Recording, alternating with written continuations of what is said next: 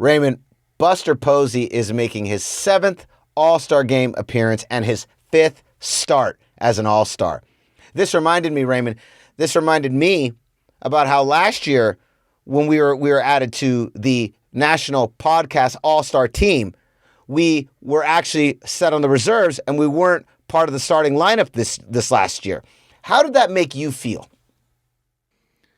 It made me feel like we got snubbed because we had 12 straight first team all-star appearances, and I was looking for that baker's dozen. You know, when I go to the bakery and I order, donuts, or I go to the cafe bagel shop and get some bagels, or I go to the cookie store, I don't order a dozen bagels or a dozen donuts or a dozen cookies. I ordered a baker's dozen, which is 13.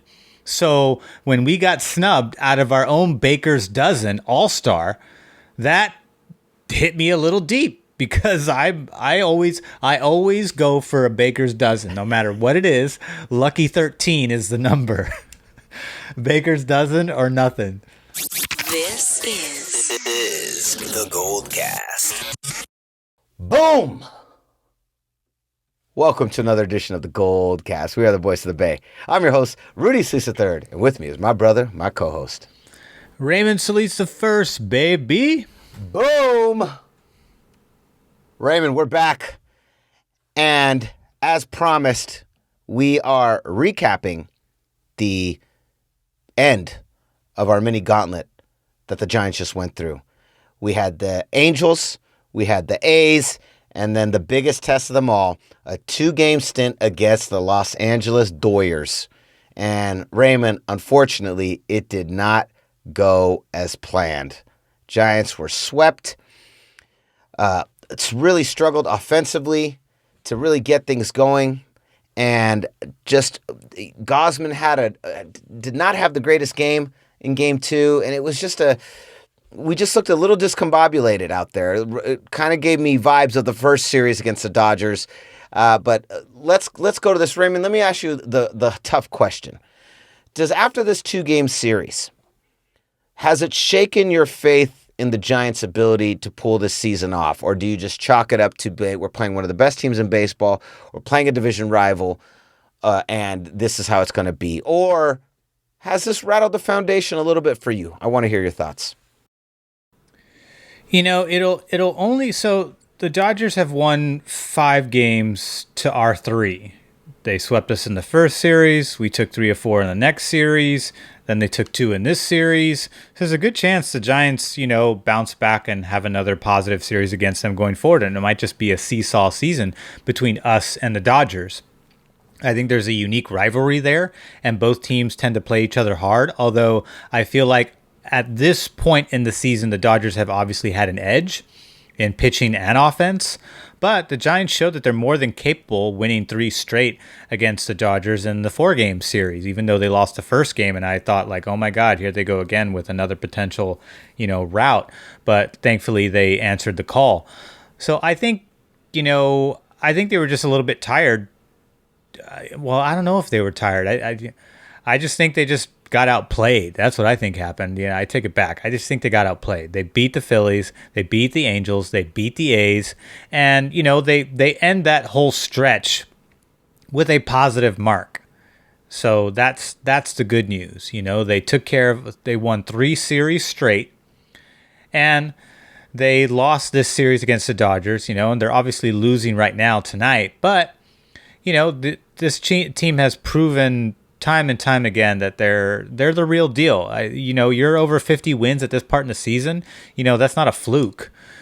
So especially in baseball, because baseball is a long, streaky season. So I don't know if they lose tonight, if that'll be 3 in a row, if we should expect some kind of losing streak. But I think that they're fine. I think this is kind of more, to me, this is kind of in a vacuum, and the vacuum just has the Dodgers and the Giants in it. That's how I see it, because I've seen how well they've played outside of that and against the Dodgers, in the last series. So clearly they're capable of winning. This is just a one-off, and I think they'll bounce back in the next one. My faith was shaken a little bit, I have to admit. I think I kind of went in guns blazing, pretty cocky, feeling like we got these guys. I expected a 2-game sweep from the Giants, not the Giants getting swept in 2 games. I'm also a little weirded out that we lost 3 in a row. Tonight might be the 4th loss in a row, and I don't like this. Do I think it's the end of the world? Do I think that San Francisco is burning and the Golden Gate Bridge is burning to the ground? I do not. Do I think we'll be fine? I hope so. But in answering my own question, I was a little shaken. I was a little bothered by the lack of offensive output that came from us, and I just hate losing to the Dodgers out of all the teams of the world. This is easily the second greatest sports rivalry in the world, right behind the Yankees and the Red Sox. This is a nasty, nasty rivalry, and I do not like losing to the Dodgers. You know how much I hate the Dodgers. So yes, it shook me a little bit. Is it the end of the world? No, but it did shake me a little bit. But Raymond, let's go on to a little bit positive news. Some positive news about the Giants, and it's about my boy right here, Buster Posey, the man, the myth, the legend, receiving the most votes of anybody on the All-Star ballot. I voted. I hope you guys did. I voted for all our boys. I voted for everybody that was on the ballot that had a Giants uniform. I'm biased like that. And, of course, I voted for Buster, and he is the starting catcher for the National League All-Star team. Raymond, before we get into this is, first of all, this is his 7th time being on the All-Star team and his 5th time starting. But let's just go through the legend that is Buster Posey, okay? I just want to some career highlights, Raymond. 7-time All-Star. He was there 2012, 2013, 2015 through 18, 2021. Bananas. 3-time World Series champion. Catcher for our dynasty. 2010, 2012, 2014. National League MVP, 2012. National League Rookie of the Year, 2010. Both those happening in championship years, by the way. 4-time Silver Slugger Award, 2012, 2014, 2015, 2017. Hank Aaron Award, 2012. National League Comeback Player of the Year, 2012. National Batting Champion, NL Batting Champion, 2012. I mean, what on earth? This guy's career, this man is a monster. He is Hall of Fame. Yeah, Hall of Fame. Future Hall of Famer, MVP, seven All-Star appearances, 3 World Championships. That's a Hall of Fame career. That's a bona fide first ballot Hall of Fame career, like bar none. I don't think Crawford will make the Hall of Fame, but he'll certainly make the Giants Hall of Fame. Yeah, and hopefully it is expected that Crawford and Gosman will be on the reserves. They announced the rest of the team this Sunday, noticeably absent from that National League starting lineup. The Dodgers. Just want to throw it out there. The entire team, by the way. Entire team got snubbed. All Made me of feel them. good. Yeah, the Intercontinental Interim TV title Dodgers were snubbed for this year's All-Star game. Mookie Betts will probably end up on the reserves, but who cares? You got to go to the Dodgers Suck cast to hear the rest of the story on their season thus far. But Raymond, Buster Posey is putting together an incredible season. He took a year off last year to go raise his newborn baby twins, kind of avoided the COVID season. He had hip surgery in the offseason, and he was looking a little beat in 2019. And I think this break really is what he needed. It reinvigorated him. I think he's reinvigorated again on this team.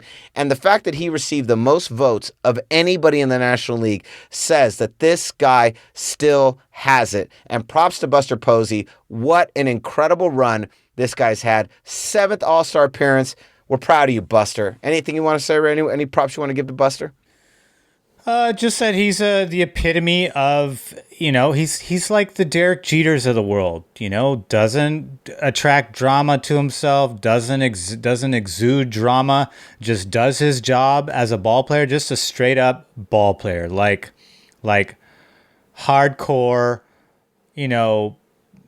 just traditional old school ball player. That's all he's ever been, and that's what he's going to be remembered for, and that's why he's well respected throughout the entire majors. No one that's like, man, I hate that guy. That guy's a dick. Like, no one says that because he's Buster Posey.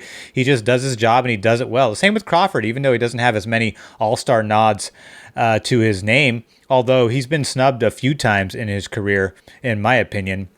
But, times when he's had even a better average than he has now and has gotten snubbed, and his defense has always been excellent. But that's a debate for another episode. But, I mean, I'm glad Crawford's in there regardless, even as an alternative. It still means you get the nod, even like they're, just like the NFL, there's first team All-Pro, second team All-Pro. It's you're a Pro Bowler. Like no one's, the first team is a nice little extra little medal on your resume, your exit resume, but Pro Bowls are Pro Bowls. When people talk about Patrick Willis, they talk about 7 Pro Bowls, and then they mention the first team appearances in addition to that as an extra bonus. But I think it's great. I'm glad that he got all the votes. And I'm glad Gosman and Crawford are there too, because those are the 2 other players that I thought definitely deserve to be in there. Gosman, I think, should be starting. He's had an outstanding season thus far. I didn't look at the other candidates in depthly, but his ERA is ridiculously low, and he's 7-1. Although he has the recent loss against the Dodgers, so I suppose he's 7-2 now. But or it could be 8-2. I haven't checked recently, but it's somewhere around there. Either way, the guy's a bona fide all-star this year. He's pitching like an ace, and Crawford's pitching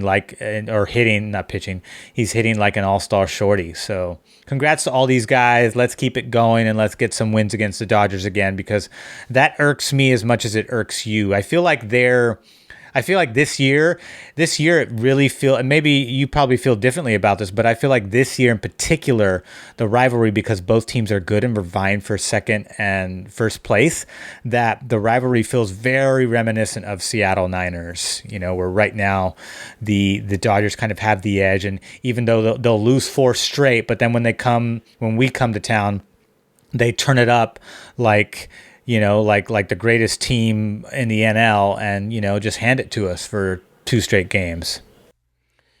Definitely giving me Seattle Seahawks 49ers vibes for sure, 100%. Now, Raymond, I'm glad you brought up Patrick Willis, because that's our next subject, my guy. Raymond, Patrick Willis and John Taylor are going to be inducted into the 49ers Hall of Fame. 2 incredible players, 2 incredible legacies. Raymond, let's talk about Patrick Willis first getting into the Hall, and then I want to talk about John Taylor, because he has a very special place in my heart, and you know exactly what I'm talking about. But Raymond, let's start with Patrick Willis getting into the Hall. How awesome is this? My favorite 49ers linebacker of all time. I actually have his jersey. This guy was balls to the wall, sideline to sideline, the epitome of what a middle linebacker should be the moment we drafted him. He's just been outstanding. Kurt Warner is right up there too, by the way. He could easily, if he continues down the same trajectory of just perfect health, straight Pro Bowls, has 16 games, 3 years straight, and just continues to go down that route, he could easily, because Fred Warner, I don't know if he's athletically gifted as Patrick Willis was. Patrick Willis's size and measurements and speed all put together, like Patrick Willis is definitely faster than Kurt Warner. Patrick Willis was an amazing speed for his size and frame.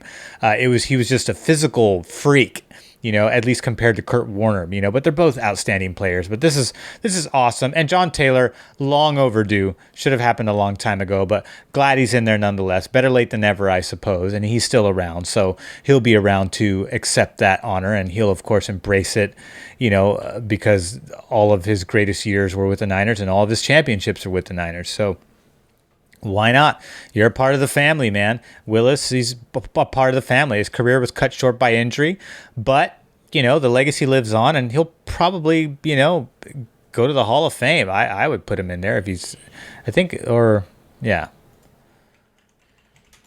I love Patrick Willis. I thought the combination of him and Navarro Bowman was just destruction. Patrick Willis was with us during the dark years, with us during the resurgent years, and was just an instrumental part of that defense and making that defense terrifying. He had that old school, scary, Ronnie Lott style intimidation that the 49ers defense is known for when the defense has been good. He just had that vibe to him. I love Patrick Willis, but I want to talk about John Taylor, and I want to talk about one catch on one drive in one game. and that's Super Bowl 23, my favorite Super Bowl of all time. The greatest drive Joe Montana ever did, the John Candy drive. My ultimate one, the one that has gone down in lore. It's the one he gets asked about 1 billion times every time it's on TV, the John Candy drive. Obviously, they're going to Rice. He's basically taking them all the way down the field. And then they get into the red zone, and then they fool everybody, and they shoot it to John Taylor. Incredible. He makes the catch. He gets that touchdown, and boom, we secure the John Candy drive. We secure Joe Montana's legacy. It's his third Super Bowl right before he goes balls to the wall the next year against Denver. And that is outside of the catch, Raymond. John Taylor's catch in the John Candy drive, I think, is arguably the second most memorable catch in 49er history, is that catch, because he cements the win, cements Joe Montana's legacy, finishes the dynasty, gets the third chip, cements the dynasty for the 49ers, and the rest, as they say, is history. I am so excited that John Taylor is getting this nod. What words do you have for John Taylor? Again, the, exemplary type of player, even though he wasn't like a wide receiver number one, he was a wide receiver number two. He would have been on any other team.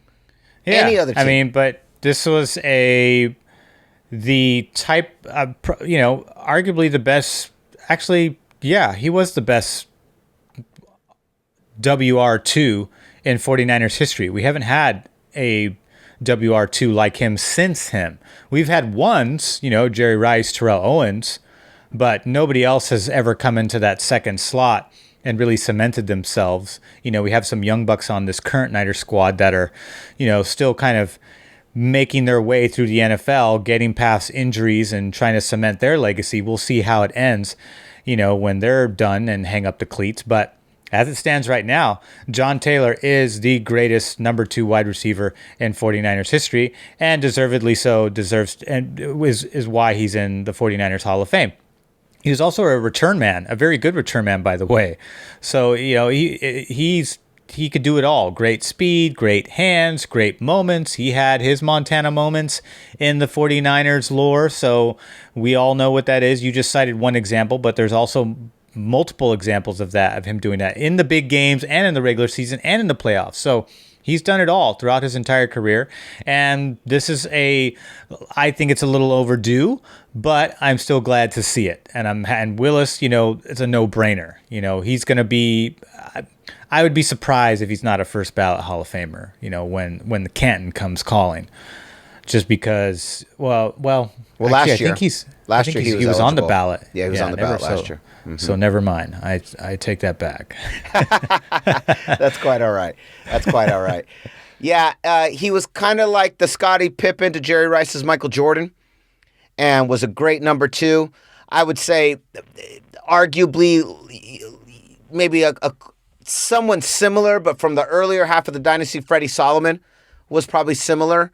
But I think Taylor had a lot more talent, and he achieved his potential a lot greater than Freddie Solomon. R.I.P. to Freddie Solomon, though. Love and respect. That's one of my boys. I love Freddie Solomon. But yeah, he was really good. John Taylor was really good, and he caught the John Candy drive, man. John Candy touchdown. That's the one. That's my favorite Super Bowl of all time, and he's the man. He even though Rice gets us there.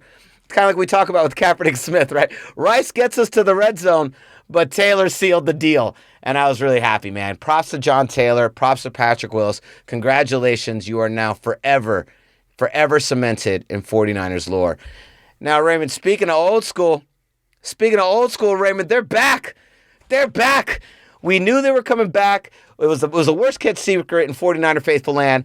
The 94 throwback unis, the red ones, are back. Raymond, I am so hyped because the last time we wore this uniform, Steve Young hoisted the Lombardi. And so now I look at this uniform and I feel like this is the calling, Ray. It's time. It's time to go and finish what we started. The quest for 6 must end. It ends this year. It ends in this uniform, Raymond. Tell me, how hyped are you about this uniform? 2 Super Bowl appearances in these uniform styles. You know, one win, one loss, but they're echoing the same sentiment in 2019 when we went to the Super Bowl, but I feel like that's more ingrained this season because last year they had a fluke injury season and really derailed the unfinished business mantra that was last year. And so now I feel like they're back, you know, echoing what they were trying to do in 2019 because they've retained almost all of the core players minus a couple guys here and there, but they're ready to go. They've actually retooled.